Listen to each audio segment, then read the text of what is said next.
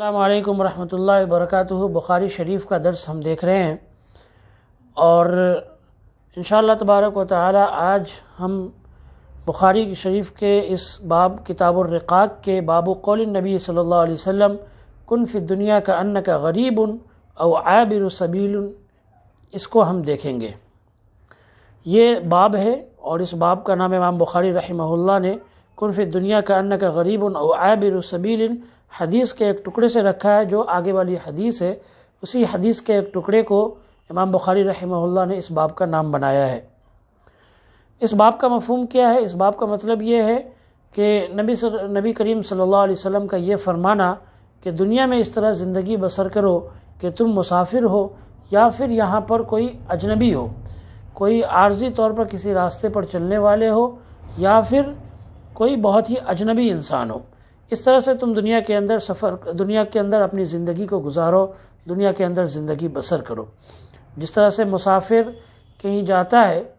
تو وہ چند دنوں کے لیے وہاں پر رہتا ہے، وہ اس جگہ کو اپنا گھر نہیں بناتا، اس جگہ کو وہ سب کچھ نہیں سمجھتا، بلکہ اسے معلوم ہے کہ یہاں پر وہ عارضی طور پر آیا ہے، کچھ وقت کے لیے یہاں پر ٹھہرنے کے لیے آیا ہے، پھر اس کے بعد میں اسے اس جگہ سے چلا جانا ہے، وہ اس کی اصل جگہ نہیں ہے، اس بات کی حقیقت اسے معلوم ہے۔ تو اب آئیے حدیث پاک ہم دیکھتے ہیں۔ یہ حدیث نمبر 6416 ہے۔ اس باب کی یہ حدیث سب سے پہلے ہم دیکھتے ہیں، امام بخاری رحمہ اللہ فرماتے ہیں حدثنا علی بن عبداللہ۔ یہ علی بن عبداللہ، یہ کہتے ہیں امام بخاری رحمہ اللہ کہ ہم سے بیان کیا علی بن عبداللہ نے۔ علی بن عبداللہ جانتے ہیں آپ تمام حضرات کے امام بخاری رحمہ اللہ کے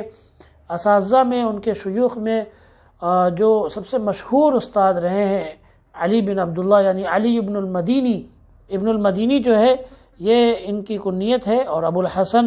بھی ان کی کنیت ہے، جو علی ابن المدینی کے نام سے انہوں نے شہرت پائی ہے۔ یہ وہی امام بخاری رحمہ اللہ کے مشہور استاد ہیں، اور ان کا پورا نام علی بن عبداللہ بن جعفر ہے، اور کنیت ابو الحسن اور سعدی کہلاتے ہیں، بصری کہلاتے ہیں یہ۔ تو یہ بھی موالی میں سے ہیں، یعنی کہ آزاد کردہ غلاموں میں سے یہ بھی شمار ہوتے ہیں۔ بصرہ کے اندر انہوں نے اقامت اختیار کی تھی، اور بہت زبردست محدث ہیں، بہت جلیل القدر شیخ الحدیث ہیں اپنے وقت کے۔ ان کی جو پیدائش ہوئی ہے 161 ہجری کے اندر پیدائش ہوئی ہے، اور وفات ان کی 234 ہجری کے اندر ہوئی ہے۔ ان کے بارے میں ابن حبان رحمہ اللہ فرمایا کرتے تھے کہ انہوں نے، ابن حبان رحمہ اللہ نے اپنی کتاب الثقات کے اندر ان کا ذکر تبع تابعین میں کیا ہے، تبع تابعین میں ان کا ذکر کیا علی بن المدینی رحمہ اللہ کا، اور وہ کہا کرتے تھے کان من اعلم اہل زمانہ بعلل حدیث رسول اللہ صلی اللہ علیہ وسلم، کہ علی بن المدینی رحمہ اللہ جو ہے یہ اللہ کے رسول صلی اللہ علیہ وسلم کی حدیث کے علل کے بارے میں اپنے زمانے کے اندر سب سے زیادہ جانکار شخص تھے۔ علل یعنی جو سند کے اندر جو بھی ہڈن کمزوریاں ہوتی ہیں ان کو جاننے کے معاملے میں امام علی ابن المدینی جو ہے یہ اپنے زمانے کے اندر سب سے بڑے عالم شمار ہوتے ہیں، سب سے بڑے یہ اپنے زمانے کے اندر عالم مانے جاتے ہیں۔ یہ علامہ ابن حبان رحمہ اللہ نے فرمایا ہے، اور امام بخاری رحمۃ اللہ علیہ خود فرمایا کرتے تھے اپنے استاد علی ابن المدینی رحمہ اللہ کے بارے میں کہ مستصغرت نفسی عند احد الا عند علی ابن المدینی، کہ میں نے اپنے نفس کو، اپنے آپ کو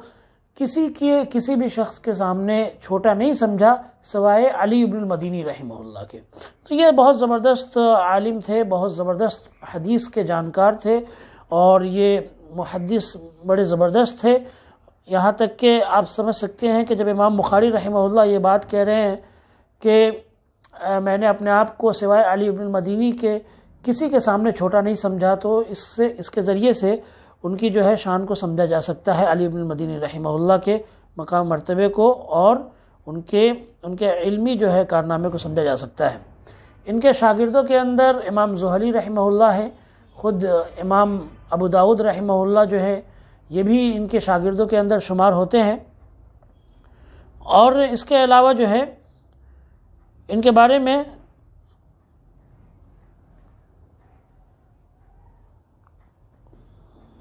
امام راضی رحمہ اللہ فرماتے ہیں کان علی علما فی الناس فی معرفت الحدیث، کہ یہ جو علی ہے یعنی علی بن المدینی یہ حدیث کی جانکاری میں لوگوں میں سب سے بڑے عالم شمار ہوتے ہیں۔ امام نسائی نے بھی ان کو ثقہ قرار دیا ہے۔ یہ بیان کرتے ہیں، کہتے ہیں حدثنا محمد بن عبد الرحمن ابو المنذر، ہم سے محمد بن عبد الرحمن ابو الطفاوی، ابو المنذر ان کی کنیت ہے، اور وفات ان کی 127 ہجری کے اندر ہوئی ہے۔ ابن حبان رحمہ اللہ نے الثقات کے اندر ان کو ذکر کیا ہے، اور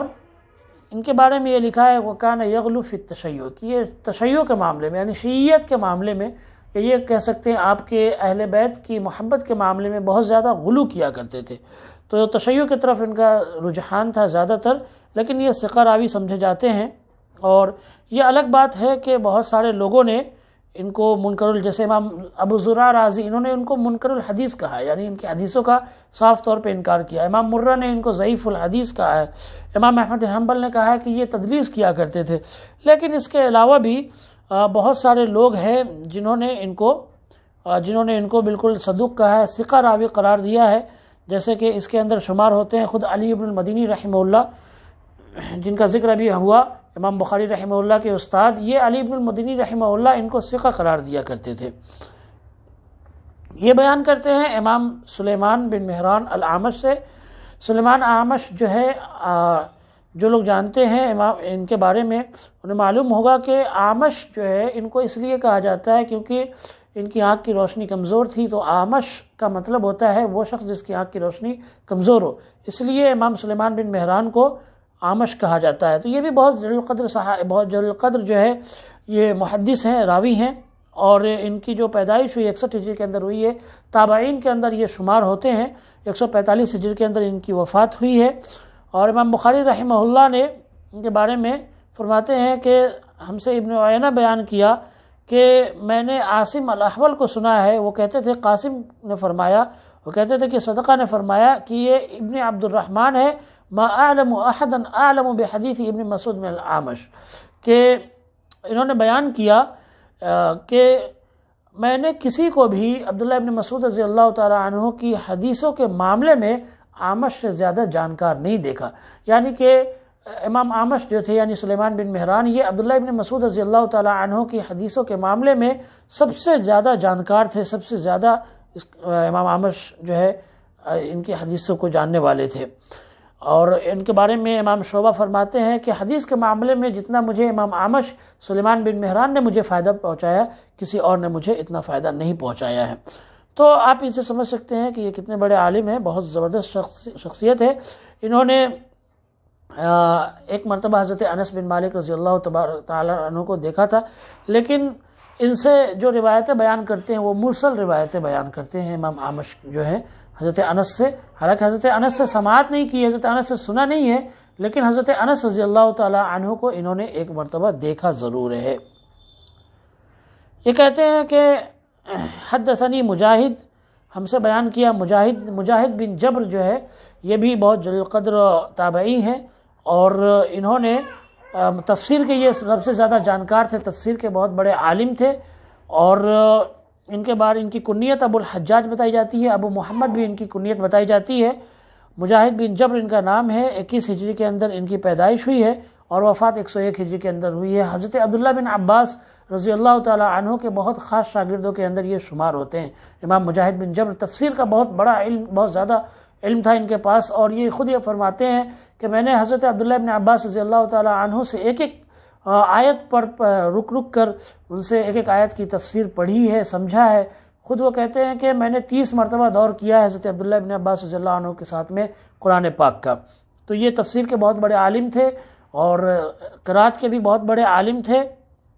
اور یہ کہتے ہیں کہ تاریخ اسلام کے اندر امام ذہبی رحمہ اللہ نے لکھا ہے کہ ان کی جو پیدائش ہوئی ہے وہ حضرت عمر رضی اللہ تعالیٰ عنہ کی خلافت میں ان کی پیدائش ہوئی ہے۔ تو یہ بھی بہت جلیل القدر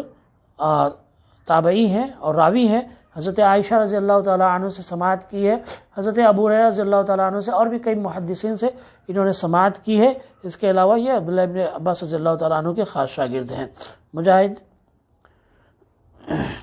یہ کہتے ہیں کہ ہم سے یہ عن عبداللہ ابن عمر رضی اللہ عنہما قال، یہ عبداللہ ابن عمر رضی اللہ تعالیٰ عنہ سے بیان کرتے ہیں۔ عبداللہ ابن عمر رضی اللہ تعالیٰ عنہ کو آپ جانتے ہیں، حضرت عمر بن خطاب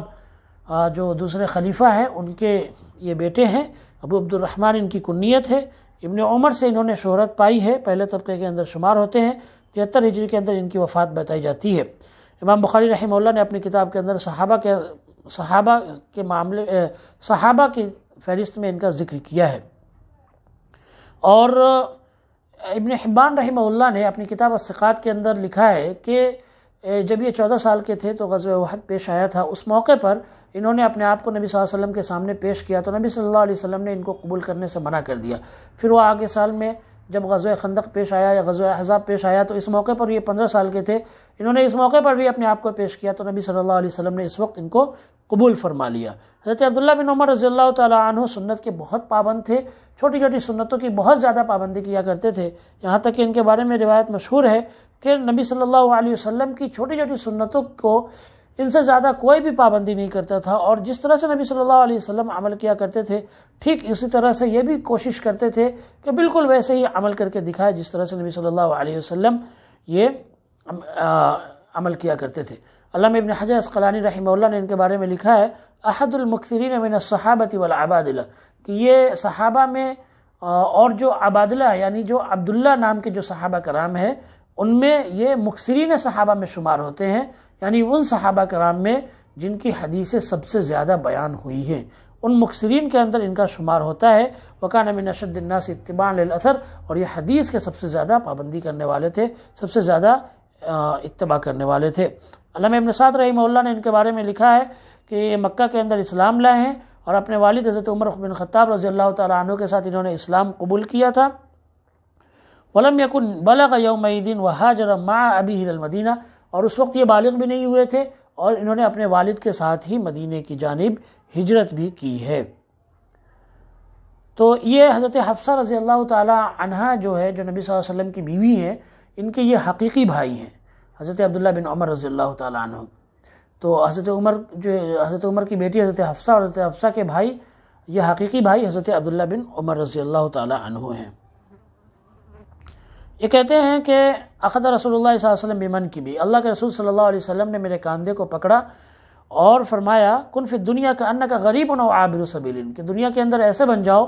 کہ جیسے کہ تم کوئی اجنبی ہو یا پھر کوئی مسافر ہو۔ اور عبداللہ بن عمر رضی اللہ تعالیٰ عنہ فرمایا کرتے تھے اذا امسیت فلا تنتظر الصباح، جب تم شام کرو تو صبح کا انتظار مت کرو، وَإِذَا أَصْبَحْتَ فَلَا تَنْتَظِرِ الْمَسَاءَ، اور جب صبح کرو تو شام کا انتظار مت کرو، وَخُذْ مِنْ صِحَّتِكَ لِمَرَضِكَ، اور اپنی صحت کو غنیمت سمجھو اپنی بیماری سے پہلے، وَمِنْ حَيَاتِكَ لِمَوْتِكَ، اور اپنی زندگی کو غنیمت سمجھو اپنی موت سے پہلے۔ تو اس حدیث کے اندر اللہ کے رسول صلی اللہ علیہ وسلم نے یہ بات فرمائی دنیا کی حقیقت کہ دنیا کے اندر انسان مسافر کی طرح زندگی گزارے، کہ جس طرح مسافر کہیں جاتا ہے اس کو اپنا سب کچھ نہیں سمجھتا، اس کو اصل زندگی اصل دنیا اپنا نہیں سمجھتا، اس کو اپنا گھر بنانے کی کوشش نہیں کرتا، اسی طرح سے انسان دنیاوی زندگی کے اندر رہے، دنیاوی زندگی کے اندر انسان اس طرح سے زندگی گزارے کہ وہ مسافر ہے یا کوئی اجنبی ہے، یہاں پر آیا ہے چند دنوں کے لیے ٹھہرنا ہے، پھر چند دنوں کے بعد میں اسے یہاں سے چلے جانا ہے، اسے یہاں ہمیشہ کے لیے نہیں رہنا ہے۔ تو اس سے دنیا کی حقیقت بھی اللہ کے رسول صلی اللہ علیہ وسلم نے بتا دی ہے، اور یہ بات حضرت عبداللہ بن عمر رضی اللہ تعالیٰ نے فرمائی کہ جب صبح کرو تو شام کا انتظار مت کرو، یعنی موت کا کوئی ٹھیک نہیں ہے اس دنیا کے اندر، کہ اس دنیا کی ہمیں تو اتنی بھی خبر نہیں ہے کہ ہم شام کو زندہ رہیں گے یا نہیں ہے، جب شام ہوتی ہے تو ہمیں اتنی بھی خبر نہیں کہ ہم صبح کو رہیں گے یا نہیں۔ تو جب ہمیں دنیا کی شام اور صبح کی خبر نہیں ہے ہمیں کہ 1 گھنٹے کے بعد میں ہمارے ساتھ میں کیا معاملہ ہونے والا ہے، تو پھر ایسی جگہ کو سب کچھ بنانے کی کیا ضرورت ہے، ایسی جگہ پر اپنی ساری محنتیں